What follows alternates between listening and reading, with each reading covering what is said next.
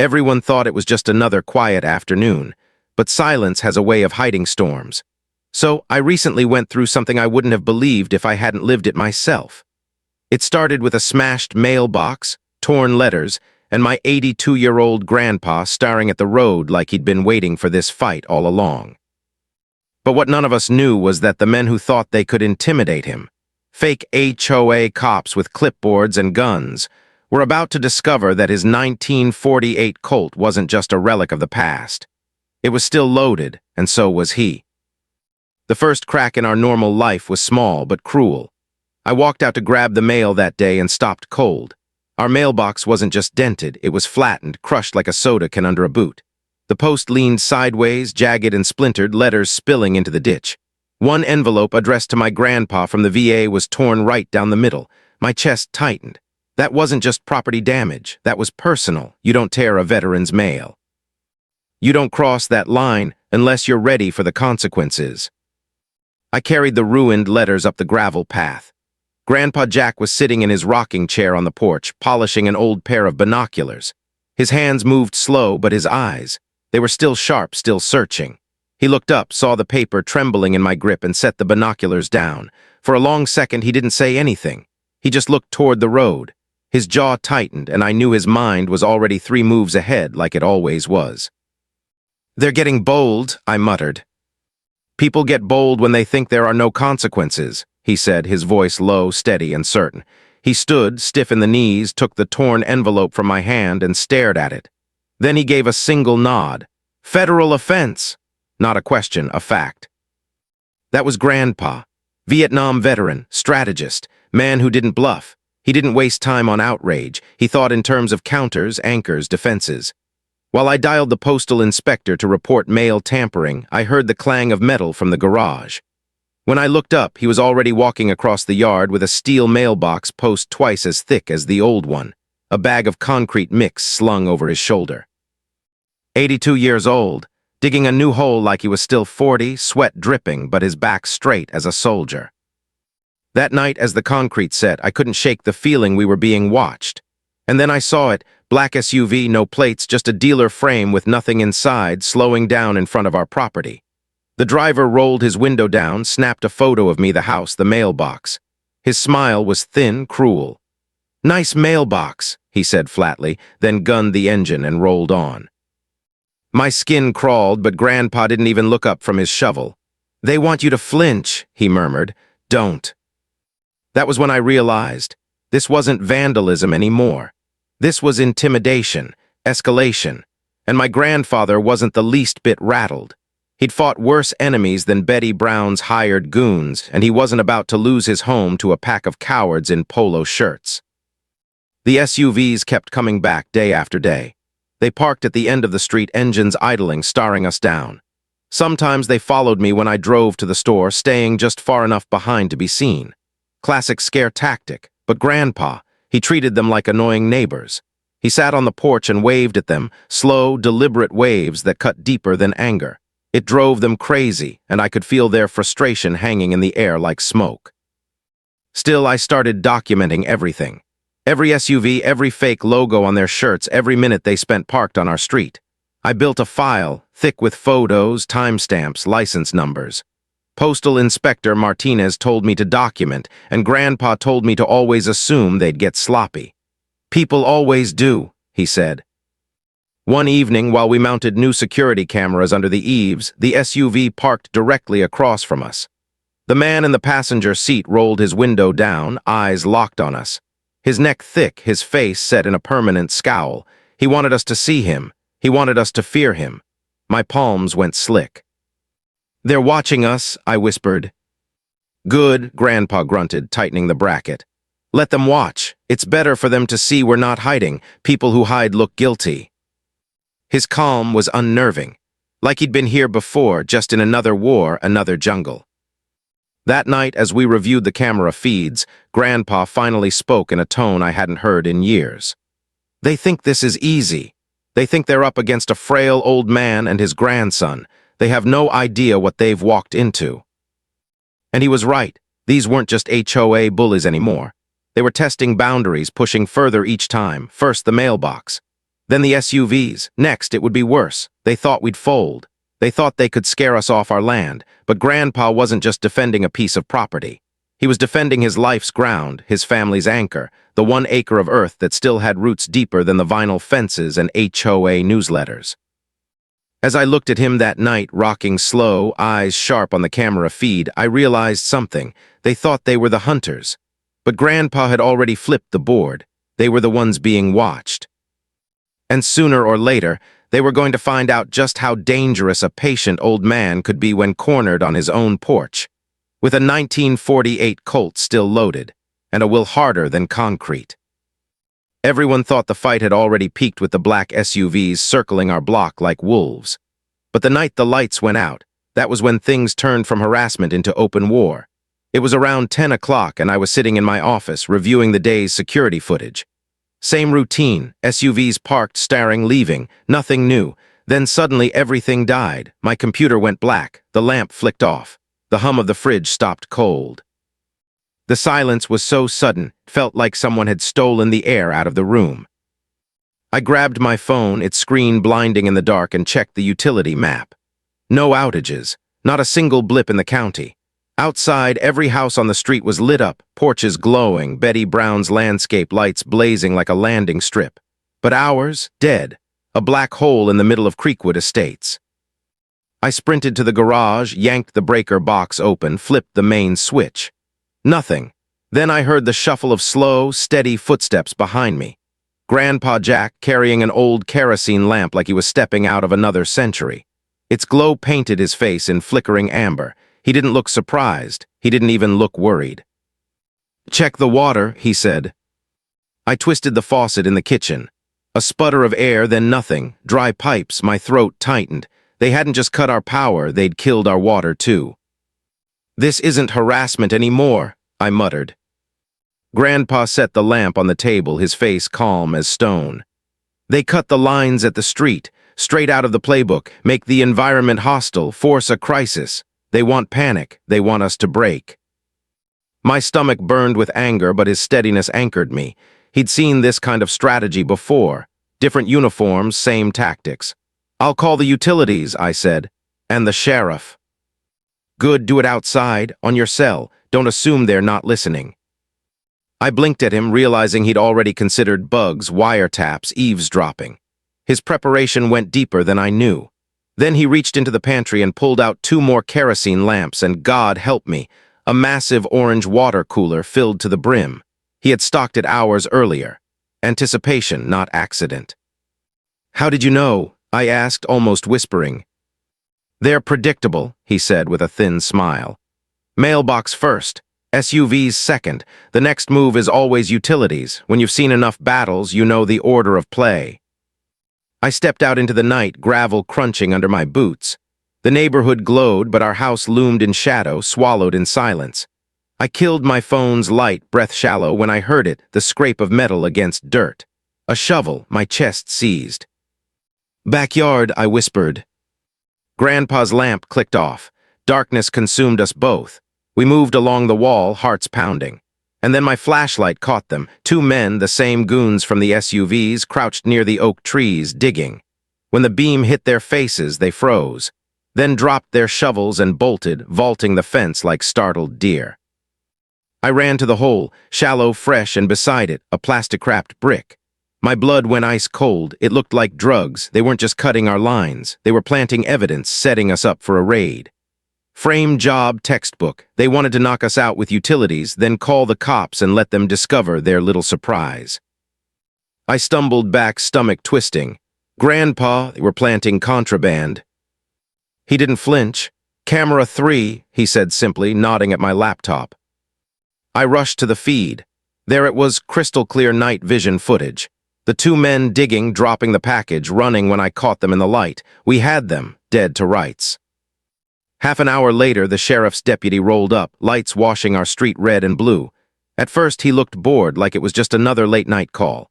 But when I showed him the footage, when he saw the package untouched in the dirt, his demeanor snapped sharp. He called backup. He called forensics. Suddenly, our yard was a crime scene, cameras flashing, gloves snapping, evidence bags sealing.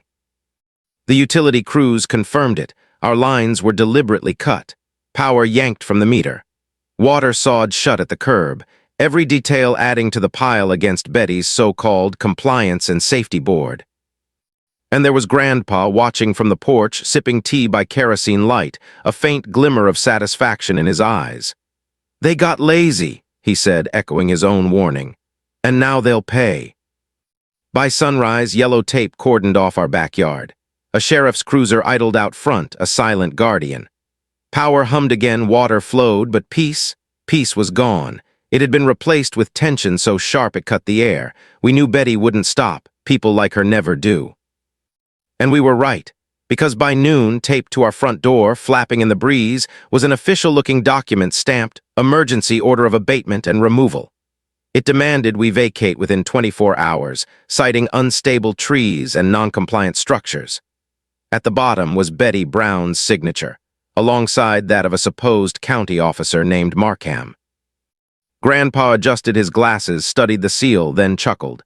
"See this eagle?" he asked. I squinted. He was right, it wasn't an eagle at all, it was a pelican. "This county doesn't have pelicans," he said, folding the paper neatly like it was trash. "Gift-wrapped felony, impersonating a public official, forged seal, attempted property seizure, they just hanged themselves." And just like that, the fight changed again. The smashed mailbox was a crime. The planted drugs another. But now, with a forged government order in our hands, Betty Brown had crossed into federal territory. She thought she could scare us out with ink and paper. She had no idea she'd just signed her own confession. The clock on that fake order was ticking, but Grandpa leaned back in his rocking chair, calm as ever. "Smile, Cal," he said, eyes twinkling with something between pride and battle readiness. "Cameras on, porch clean, coffee strong, we let them hang themselves." And the scary part, I believed him. Everyone thought the fake eviction notice was the climax, the last desperate swing of a petty tyrant. But the real storm arrived faster than we expected. The paper on our door claimed we had 24 hours to clear out. Betty Brown didn't wait that long. By mid-afternoon, 2 white panel vans rolled onto our street. They weren't the black SUVs we were used to. These were worse, marked with that phony Creekwood Estates compliance and safety logo slapped on the side like it actually meant something. 4 men climbed out. 2 of them were the same muscle-bound goons who had tried to bury evidence in our backyard. Another was tall and nervous, pretending authority with a cheap clipboard clutched in his hand. The 4th, he was short, with a slick comb-over and darting eyes. That had to be Officer Markham, the forged signature from Betty's document. I stood on the porch, phone in my pocket already recording, a hidden camera perched on the rail catching every frame. Grandpa sat beside me in his rocking chair, the picture of calm. To the untrained eye, he looked like a tired old man leaning back, hands folded behind him. But I knew better. His right hand was wrapped around something he hadn't shown anyone in decades, his 1948 Colt resting snug in the small of his back. The men marched up the driveway like they owned the place. Clipboard guy puffed his chest and stopped at the bottom step. "Jack Reynolds," he barked, trying to sound official. Grandpa didn't move, didn't answer. He just rocked once, slow, eyes locked on the man. "I am Officer Markham with the County Compliance Division," the man continued, his voice cracking under the weight of the silence. "We're here to enforce an emergency abatement order. You need to vacate the premises immediately." I stepped forward, my voice steady. "You're not a county officer. There is no Officer Markham. We checked." His pale face flushed pink. He stammered, waving the paper like it was a shield. "This is a legal order. You're interfering with county-sanctioned action." "That's a forgery," I said louder for the recording. "The seal is fake. The ordinance number doesn't exist, and your signature matches Betty Brown's handwriting." The words landed like hammer blows. The 2 big guys shifted uneasily. They weren't paid for paperwork, they were paid to scare. One of them, the same scowling brute from the SUVs, put his hand on the grip of his pistol, open-carried on his hip. The gesture was casual, meant to intimidate. But when Grandpa's rocking chair stilled, the air itself seemed to freeze. He rose, slow but deliberate, hands still behind his back. To the men, it looked non-threatening. To me, it meant the Colt was ready. His eyes locked on the thug with the pistol. His voice, low but carrying the weight of command, cut through the air like a blade. "Son, you need to take your hand off that weapon. You are on my property. You are not law enforcement. And if you pull that gun, I will consider it a direct threat to my life and my grandson. You will not like what happens next." The scowl faltered. For a moment I saw the thug's eyes widen. He wasn't looking at an old man anymore. He was staring at a war veteran who had survived firefights, ambushes, and jungle nights. A man who had given orders while bullets split the air. But fear and pride wrestle ugly inside men like him. His hand twitched. He drew the pistol, holding it low at his side, a bluff meant to rattle us. Grandpa didn't flinch. His chin tilted upward, steady, his stance unshaken. "Last chance. Hand off the gun, hands on your head." The tension was unbearable, the world holding its breath. Markham looked ready to faint. His clipboard rattled in his sweaty grip. The other thugs' eyes darted nervously. They'd expected a scared veteran. Instead, they'd walked into a lion's den. Then from down the street, a new sound rose, the wail of a siren cutting through the summer air, growing louder every second. At the same time, a speaker crackled on our porch rail. Theo's voice, our eccentric ham radio neighbor, boomed out like the voice of God. "We are live, folks, broadcasting straight from Creekwood Estates. You're seeing this in real time, armed thugs pointing a firearm at 82-year-old war hero Jack Reynolds. Someone call the fashion police because those polo shirts are a crime all by themselves." The goons froze, eyes snapping to the speaker, then the street, then back to Grandpa. Confusion tore their tough guy act apart. They didn't know it yet, but they'd walked into a trap. Doors creaked open all down Elm Drive. Neighbors stepped onto their lawns, phones raised, eyes wide. They weren't hiding anymore. The isolation Betty had relied on was gone. We were surrounded by witnesses. And then it happened. A red pickup screeched to a stop at the end of our driveway. Mr. Henderson jumped out with a tire iron clutched in his fist. Mrs. Gable came from across the street, holding her garden rake like a spear. The neighborhood had risen, silent but solid, standing behind us. The siren grew deafening. A sheriff's cruiser slid to a stop, blocking the vans. Deputies spilled out, hands on holsters, voices commanding. "Sheriff's Department, drop the weapon now." The scowling thug, Donnie, I would later learn, looked at Grandpa, then the deputies, then the growing crowd. His bravado drained away. Slowly, clumsily, he lowered his pistol to the dirt and raised his hands. His partners followed suit. Grandpa exhaled, hands finally leaving the small of his back. The Colt had stayed hidden unseen, but its silent presence had carried the weight of the moment. He'd faced down armed men without ever revealing his weapon. He, one with nerve alone. As deputies cuffed the goons, an unmarked sedan pulled up. A man in a suit stepped out, badge gleaming at his belt. Postal Inspector Martinez. He walked straight past the deputies and nodded at us. "Mr. Reynolds, Cal, I think you've got some things that belong to me." Behind him, deputies searched the vans, pulling out fake badges, stacks of forged documents, and a list of other homes marked for harassment. This wasn't just about us anymore. It was bigger, systematic. And just when I thought the spectacle was over, Theo's voice thundered once more from the speaker. "That's right, Creekwood. You saw it live, the day bullies got caught in their own lies. Give it up for Jack and Cal Reynolds, the only men in town who wave back at SUVs and win." Neighbors laughed, clapped, shook hands. The fear that had gripped Creekwood Estates for years was unraveling in the afternoon sun. Betty Brown's army had been humiliated, exposed, defeated right on our lawn. But as Grandpa eased back into his rocking chair, calm as ever, I knew one thing for certain. This wasn't the end. The Queen hadn't made her move yet. Betty was still sitting in her house, 2 doors down, watching everything collapse. And when she struck again, it wouldn't just be intimidation. It would be war. Everyone thought the standoff on our porch was the turning point, the big finale. But the truth? That was only the opening act. Because just when the cuffs clicked on Betty's hired muscle, and it looked like the nightmare was over, a darker trick was waiting in the shadows of those panel vans. "Hey, Sarge," one of the younger deputies called, leaning into the second van. "You're gonna want to see this."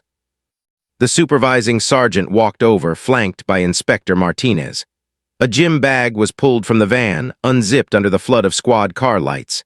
Inside, rows of baggies filled with white powder, drugs, or something that looked close enough. The air shifted instantly. I felt my stomach drop. Donnie, the scowling thug who had nearly drawn on my grandpa, looked at the bag and smirked. He glanced at me, then at Grandpa. His message was clear. They had a backup plan. If intimidation failed, they'd frame us as drug dealers. Plant the bag, spin the story, ruin our names. My pulse hammered. For a split second, panic threatened to take me, but then Grandpa's hand brushed my arm, steady, grounding. "Now," I whispered loud enough for the deputies to hear, "would be a good time to turn on the floodlights."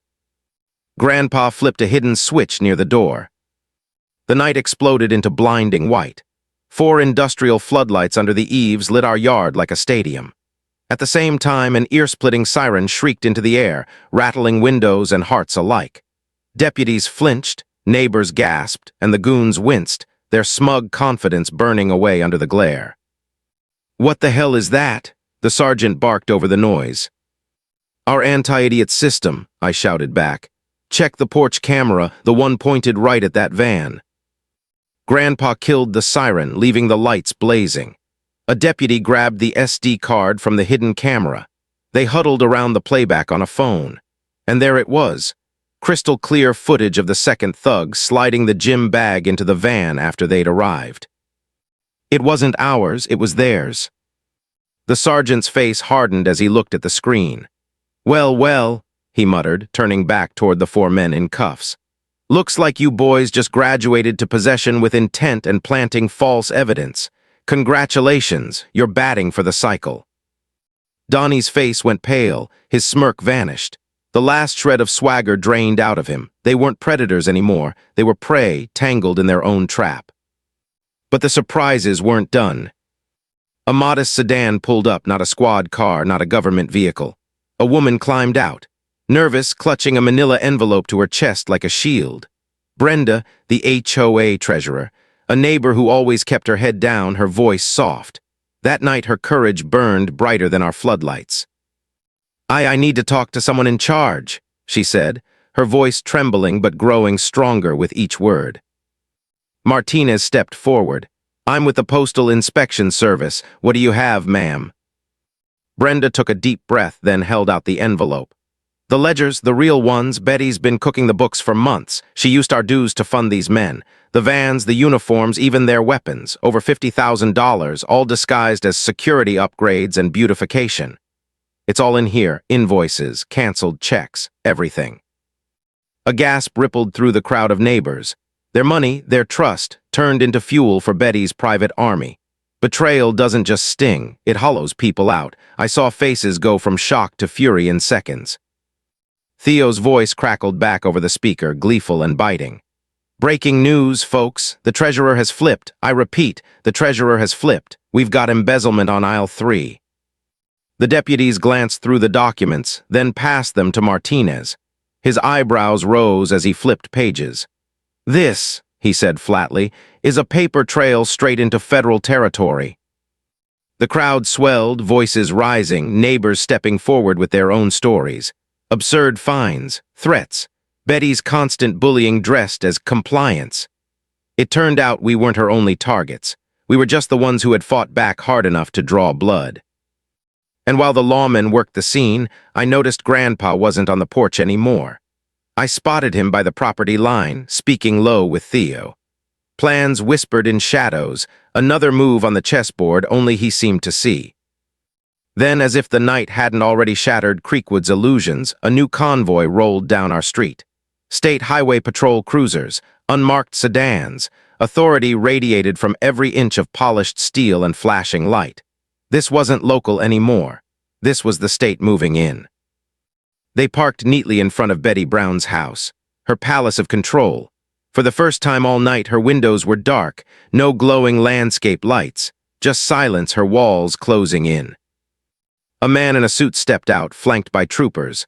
Calm, sharp, unshakable, he spoke with Martinez, received Brenda's envelope, nodded once. Then he strode up Betty's driveway, warrant in hand. He knocked, voice booming. "Betty Brown, State Attorney General's office. We have a warrant for your arrest and a warrant to search these premises. Open the door." Silence. Another nod. A trooper hefted a steel battering ram. One strike, boom, the front door splintered open. Flashlights cut the dark. Shouts filled the house. Minutes later, they dragged her out. Pajamas rumpled, hair wild, face twisted with disbelief and rage. Handcuffs snapped on her wrists. She thrashed, her voice raw and venomous. "You," she screamed when her eyes landed on us. "You ruined everything." Grandpa didn't answer. He didn't need to. The sight of her, broken in chains, was enough. Neighbors stood silent. No cheering, just the heavy weight of justice finally descending. Relief, shock, and something new, freedom, etched on their faces. The man in the suit walked over to us, handed Grandpa a card. "Mr. Reynolds, my office will be in touch. With this evidence, we'll not only prosecute Brown and her associates, we'll move to dissolve this HOA entirely for criminal activity." The word hit me like a bell. Dissolve. Betty's empire wasn't just cracking, it was collapsing. Grandpa accepted the card with steady hands. "Thank you for your prompt attention to this matter," he said, voice formal, soldier sharp. The man smiled faintly. "And thank you for your service, Mr. Reynolds, in Vietnam and tonight." Betty Brown's reign ended not with triumph, but with disgrace. The woman who thought she owned Creekwood was led past the very neighbors she had terrorized. No allies left, no kingdom to command, only silence as the state car swallowed her whole. And still, Grandpa's eyes didn't soften. His war wasn't with her alone. It was with the rot she had planted in this community, and he wasn't done yet. Everyone thought Betty's arrest was the end of the story. Sirens had screamed, neighbors had cheered, and her empire had crumbled on the curb in front of her own house. But endings aren't always clean.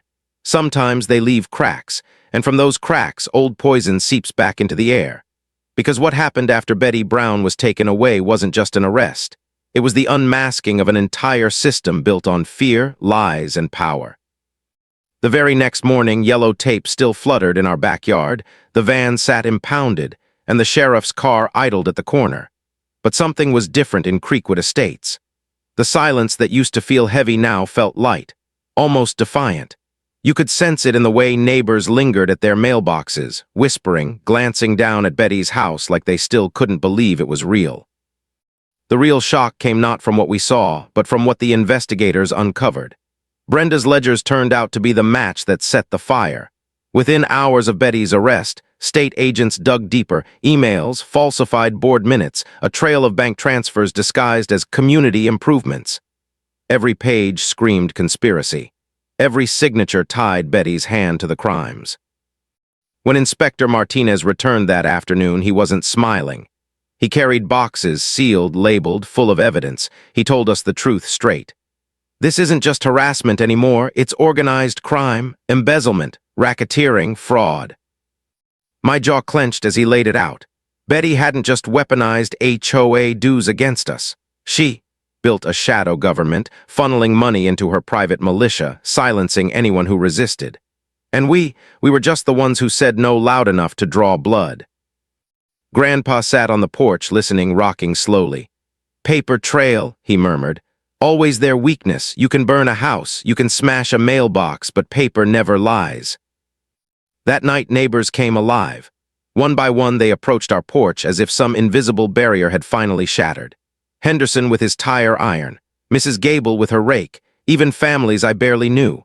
Each brought a story, fines for paint colors, threats over mailbox height. A woman in tears explaining how Betty fined her $300 for her son's bicycle leaning against the garage. We weren't alone, we had never been alone. Fear had kept us silent. Betty had fed on it like a parasite, and now that fear was broken. Theo, bless him, kept broadcasting. His ham radio tower lit up the county, replaying the standoff, narrating the downfall, spinning it into folklore before the ink was even dry on the arrest report. "History in the making, folks," his voice boomed through the neighborhood. "And wouldn't you know it, it's happening right here under the oak trees Betty wanted gone." But the celebration carried a warning, because even with Betty gone, her shadow lingered. Her 4 enforcers sat in jail, yes, but rumors ran wild, about allies on the board, about debts unpaid, about old grudges that wouldn't die quietly. The sheriff's sergeant told me straight. This isn't over. People like her leave a mess that takes years to clean. The weeks that followed were a blur of legal motions, subpoenas, interviews. Brenda testified, trembling but unbreakable. Neighbors signed statements. Forensic accountants picked apart every cent the HOA had touched, and every thread led back to Betty. When she finally stood in court, stripped of her smug superiority, the judge's words cut deeper than handcuffs ever could. "You are a cancer on your community," he said, his gavel slamming like thunder. "Felonies stacked like bricks, impersonating officials, mail fraud, conspiracy, racketeering. No fine could wash that away. Betty Brown wasn't just disgraced, she was condemned. Prison, not parole." But the true shift came when the state moved against the HOA itself. 2 months later, Creekwood Estates Homeowners Association ceased to exist. Dissolved by order of the court. The covenants evaporated. The dues ended. For the first time in decades, we were free. I'll never forget the moment word spread. No big announcement, no parade, just whispers that grew into laughter. Children left their toys in the yard without fear of fines.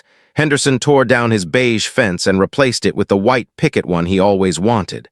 Theo's antennas, once mocked, became the pride of the block. Neighbors asked him to teach them radio. It wasn't about rebellion, it was about breathing again. One Saturday evening, the sun dropped low and golden, painting the oaks in firelight. Grandpa and I sat on the porch.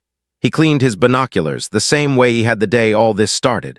Slowly, neighbors drifted over. Henderson brought a six-pack. Mrs. Gable carried a pie. Brenda held a lemon cake. Soon, a dozen people filled our yard, shaking hands, patting shoulders, voices humming with gratitude. There were no speeches, no fanfare, just quiet thanks. Thanks for standing when everyone else was afraid. Thanks for reminding them what community actually meant. Grandpa's eyes lifted to the oak trees Betty had called a hazard. They swayed gently in the evening wind, taller than ever. "Good people," he said softly, almost to himself. "Just needed a reminder." And I realized then what he had taught us all. This wasn't just about mailboxes or power lines or fake orders. It wasn't even about Betty Brown. It was about dignity, about knowing where to draw the line, about standing firm when bullies push and remembering that courage spreads like fire when someone lights the first match. As laughter carried into the night, I looked around and saw not just neighbors but a community reborn. The fear was gone. The land was safe. And for the first time in a long time, Creekwood Estates felt like home again. Grandpa lifted his binoculars one last time, scanning the horizon. Not for threats, not for enemies, just for the sheer act of seeing what was ahead. "Chess, not checkers," he murmured, his voice proud and quiet. "Always chess." And I knew he wasn't just talking about the fight we had won. He was talking about life itself, the patience, the foresight, the strength to stand your ground. The HOA had tried to break us. Instead, they'd given us back our neighborhood. And as the sun dipped behind the oaks, I understood the lesson my grandfather had been teaching me all along. You protect your home, you protect your family, and you never, ever let a bully win. Everyone thought the story ended the day Betty Brown was marched down her driveway in handcuffs, spitting venom and curses at the neighbors she once controlled. But endings aren't neat in real life. They're jagged. They leave echoes. And sometimes those echoes tell a story louder than the fall itself. Because what came after Betty wasn't just her punishment. It was the rebirth of a neighborhood and the quiet dignity of an old man who had carried us through a war we didn't even know we were fighting. News traveled fast. The headlines called her the HOA Queen of Creekwood Estates and splashed her mugshot across the county. Words like racketeering and conspiracy danced in bold type. Reporters camped at the edge of our subdivision for days, shoving microphones toward anyone who would talk. Theo, of course, couldn't resist. He gave interviews from his front lawn, ham radio tower looming behind him like a victory flag. "She tried to silence us with rules," he boomed, but forgot that neighbors outnumber fear. Betty's trial was quick, brutal, decisive. The prosecutors had everything: fake seals, false documents, planted drugs, Brenda's ledgers, and hours of video footage that captured the harassment in crystal clarity. The jury didn't deliberate long, guilty on every count. When the judge spoke, his words carried the weight of years of fear finally breaking. You weaponized power to terrorize the very people you were meant to serve. You are a disgrace, and this community will heal without you." He sentenced her to prison. No plea deals, no easy exit. The 4 enforcers followed. Donnie, Markham, and the others, once smug, now hollow-eyed, took their turns in front of the bench. Weapons charges, planting evidence, impersonating officials. They tried to ruin us and ended up ruining themselves. But the true change didn't happen in court. It happened on our streets. Creekwood Estates, for the first time in decades, felt alive.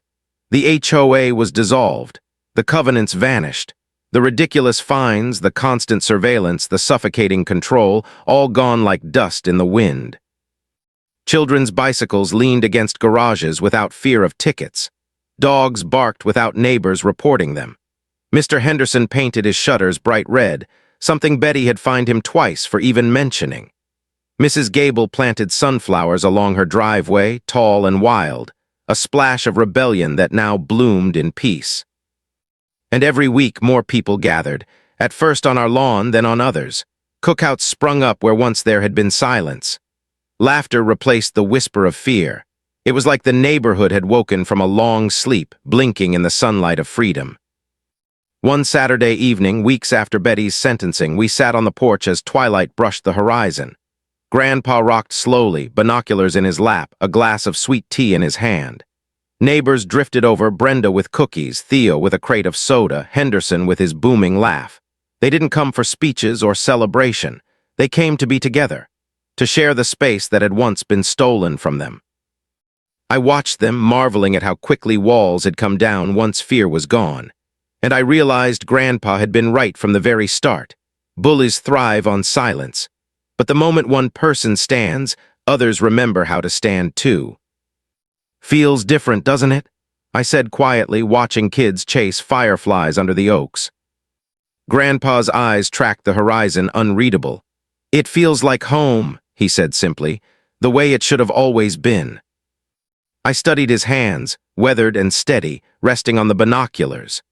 This man who had fought in jungles overseas had fought another war here in his own yard, armed with patience, cameras, and a Colt older than I was. And he had one not just for us, but for everyone on our street. He turned to me, voice softer now. "You protect your ground, Cal, not because it's dirt, because it's the place where your people learn what's worth fighting for. If you give it up to fear, you lose more than land. You lose yourself." I swallowed hard, the truth sinking deep. The oak trees rustled in the evening wind, those same trees Betty once called a hazard. They stood tall and unbroken, a living reminder of resilience. Grandpa's gaze lingered on them, and a faint smile touched his lips. "Funny," he said. "She thought those trees were dangerous, but turns out the danger was thinking she could uproot what was already rooted deep." The night settled gently, neighbors laughing, fireflies glowing. And for the first time, Creekwood wasn't just free of Betty Brown, it was free of fear. Grandpa lifted his glass, nodding at the small crowd gathered on our lawn. "Good people," he murmured. "Just needed a reminder." And I realized the reminder wasn't in the fall of Betty Brown. It was in the rise of everyone else. Everyone thought the fight was finished once the HOA was dissolved, but the real weight of it all settled slowly, like dust after a storm. The sheriffs, the agents, the courtrooms, those had been battles fought in bright light. But what lingered was quieter. What lingered was the shadow of what my grandfather had carried, and the lesson he had etched into the bones of a community that had nearly forgotten how to stand. Life in Creekwood Estates transformed. The streets were louder now, not with fear, but with laughter. Kids left chalk drawings on sidewalks that Betty would have scrubbed away in a rage. Fences no longer matched, lawns no longer looked identical, and for the first time in years, no one cared. The neighborhood felt messy, human, alive. But through it all, Grandpa Jack never basked in the attention. People came to shake his hand, to thank him, to call him a hero. He nodded politely, sometimes smiled, but he never claimed the title. He didn't want medals or parades. He wanted peace. One evening, Henderson leaned across our porch railing, beer in hand, and said what everyone had been thinking. "Jack, you saved us. Don't know how else to put it." Grandpa just rocked back slowly in his chair, the old wood creaking beneath him. "I didn't save anyone," he said softly. All I did was refuse to bend. You all saved yourselves the moment you stopped being afraid." Silence fell heavy after that, but it wasn't uncomfortable. It was truth settling where it belonged. Later that night, after the neighbors drifted home, I asked him why he always deflected praise. He looked at me long and hard, then said, "Because, Cal, heroes are the ones who don't get to sit on porches afterward. I'm just an old man who refused to let thieves steal his land." The words cut deeper than I expected. He wasn't being humble. He was being honest. He'd carried the weight of real war once, of men who never came home. To him, standing against Betty and her fake cops wasn't heroism. It was duty. But the neighborhood saw it differently. A week after Betty's sentencing, families gathered under the oak trees. Someone strung up lights, others brought food, and a hush fell when Brenda stood with her envelope of ledgers, the very one that had toppled Betty's empire. She handed it to Grandpa, tears in her eyes. "This belongs to you," she said. "You gave us the courage to tell the truth." He shook his head. "It belongs to all of you. Keep it. Remember what happens when fear runs unchecked." Theo, never one to let silence linger, boomed into the crowd. "I hereby nominate Jack Reynolds as the patron saint of stubborn old men everywhere." Laughter rippled through the gathering, and for a rare moment, Grandpa laughed too, a deep, gravelly laugh that carried farther than any sermon. But later, when the lights dimmed and the street quieted, I caught him staring at those oak trees again. The same trees Betty once called hazards. His lips moved in words I barely caught. "Stood tall, weathered the storm, that's all anyone can do." And I realized those words weren't about the trees. They were about him. As weeks turned into months, life moved forward. Betty sat in prison. The HOA was gone. The subdivision no longer had a president barking orders or goons in SUVs patrolling the street. But the legacy of what happened here lingered, and people began to treat Grandpa not just as a neighbor, but as a living reminder of what it meant to hold the line. Kids rode past on bikes and waved at him like he was a landmark. Grown men asked him for advice, even when they didn't need it, just to hear his steady voice. And every time he gave the same kind of answers, simple, direct, stripped of ego. One night, as the cicadas droned and the sky turned purple, he told me something I'll never forget. "Strength isn't in showing your weapon, Cal. It's in knowing when you don't have to.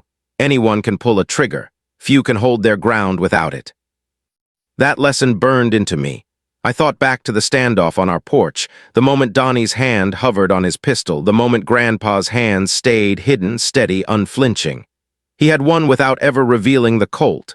That was his strength. That was dignity. As the neighborhood healed, Grandpa's quiet presence became its anchor. He didn't ask for loyalty, but he earned it. He didn't preach unity, but he lived it. And slowly, people started to mirror him, steady, resilient, unafraid. The oaks rustled overhead, their roots deep, their branches wide, survivors of every storm thrown at them. And I understood, finally, why he had fought so hard for them. They weren't just trees. They were a reminder that some things are worth standing for, that no matter how hard bullies push, some roots can't be pulled up. And as I watched him that evening, rocking slow, eyes fixed on the horizon, I realized the truth. Betty Brown thought she could own Creekwood Estates, but it was my grandfather's spirit that had always owned it, quiet, steady, unbroken. And now everyone else finally saw it too. Everyone thought the story of Creekwood Estates ended with Betty in prison and the HOA dissolved. But the truest endings don't come with courtrooms or headlines. They come in the quiet, in the way people carry themselves afterward, in the way neighbors laugh a little easier, breathe a little freer, and stop looking over their shoulders. The final chapter wasn't written in ink or law. It was written on front porches, in backyards, and under the shade of oak trees that refused to fall. One cool evening, weeks after the dust had settled, Grandpa and I sat on the porch just as we always did. The sun melted behind the trees, painting the sky in streaks of orange and violet. The neighborhood was alive again. Kids rode bikes down the street, their shouts echoing where silence once ruled. Henderson's red shutters glowed proudly in the twilight. Theo's antennas hummed, a crown of rebellion now turned into a symbol of pride. Even Brenda, once too timid to speak above a whisper, walked with her head higher, no longer weighed down by secrets. The people were free, but freedom is fragile. Grandpa knew that better than anyone. He rocked slowly, hands resting on his binoculars, gaze fixed on the horizon. Funny thing about wars, he said after a long silence. People think they're fought with bullets. Sometimes they are. But most times they're fought with patience, with proof, with courage. Wars don't end when the enemy falls. They end when good people remember who they are. I sat quietly, letting his words sink in. He wasn't lecturing. He was passing something down, the way fathers pass down stories, the way veterans pass down lessons etched in scars. The neighborhood had already started honoring him in their own way. Henderson built a wooden bench under the oaks, carving into it, for Jack Reynolds, who never backed down. Brenda left fresh flowers there every Sunday. Kids started calling it Grandpa's Bench, though he never claimed it. He just smiled, shook his head, and said, "I don't need a bench with my name on it. I've got the trees." And maybe that was the point. The oaks, the land, the laughter echoing through Creekwood Estates, those were his legacy. One night, as the stars blinked alive, I asked him the question that had been burning inside me. "Why did you never show the Colt, Grandpa? You could have. You had every right." He looked at me long, his eyes sharp even in the dim light. Then he said, "Because strength isn't pulling a trigger, Cal. Strength is standing your ground so steady that the other man has to question his own. Guns end fights, but courage changes people." I'll never forget that. Weeks turned into months, and Creekwood's scars faded into stories people told over cookouts and late-night porch talks. Betty's reign became folklore, something parents whispered to their kids as cautionary tales. And through it all, Grandpa remained the same, calm, steady, a quiet sentinel watching over a community that had finally found its voice. One evening, the neighbors gathered in our yard, as they often did now. Henderson brought his tire iron, not to fight, but to show off how he'd mounted it on his garage wall as a reminder trophy. Theo retold the night of the live stream, embellishing each detail until the crowd roared with laughter. Brenda read a short letter she'd written, thanking everyone for standing with her, for believing her when she broke her silence. Then, as the laughter softened, all eyes turned to Grandpa. He didn't stand. He didn't give a speech. He just raised his glass of tea and said 6 words that landed heavier than any gavel or verdict.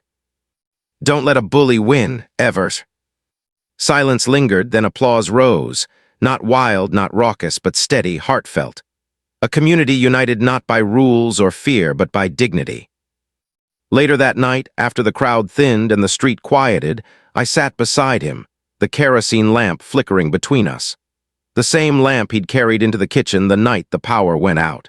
The same glow that had lit his steady face when everything felt darkest. He looked at me and smiled faintly. "Funny thing about light," he said. "Doesn't matter how small it is, darkness can't swallow it, not if you hold it high enough." I realized then that the story of Creekwood Estates wasn't about Betty's fall. It was about the light one man carried, steady and unyielding, until others found the courage to carry it too. The oaks swayed above us, whispering through the night, their roots deep, their branches strong. Betty had called them hazards, but to us they were proof that some things can't be uprooted, not by lies, not by fear, not by force. And as my grandfather rocked in his chair, eyes fixed on the horizon, I knew the truth. Creekwood Estates wasn't saved by laws or lawsuits. It was saved by dignity, by patience, by an old soldier who never stopped fighting the right battles the right way. The war was over, the land was safe, the people were free. And the lesson would outlast us all. You've heard this confession, now wait until you hear the next one. The truth that shatters everything you thought you knew.